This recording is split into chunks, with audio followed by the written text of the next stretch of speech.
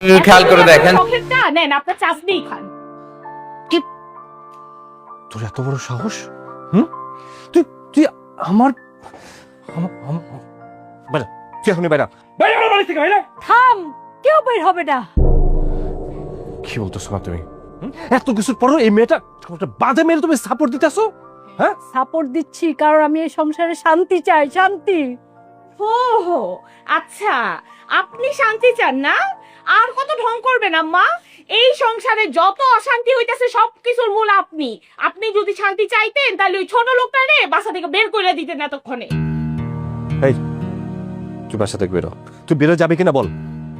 আমি না তোর বাসায় থাকতে আসি নাই। আমার পাওনা দাওনা, আমার টাকা পয়সা গয়নাগাটি যা আছে সব আমার দিয়া দে, আর নাইলে আমার বাপ দিয়া আমি তোর জেল খাটাবো। যা যা, জেল না জেলের তুই দেখো না, ভয় থাকে সামারে তুই ফালতু মে।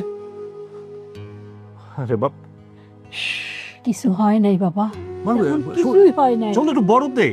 কিচ্ছু লাগবে না, তুই ঘরে যা, বৌমাকে বুঝা। এভাবে সংসার হয় না বাবা, আমি আমার সংসারে শান্তি চাই, আমি তোদের শান্তি দেখতে চাই। মা এটা কেমনে শান্তি বাবা তুমি কও?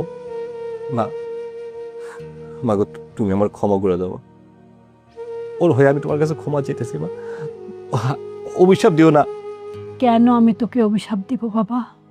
আমার কিছু হয়নি বাবা, তোরা শান্তিতে থাকলে আমার শান্তি। যা, তুই বৌমাকে চাই বুঝা। যাই হোক মা,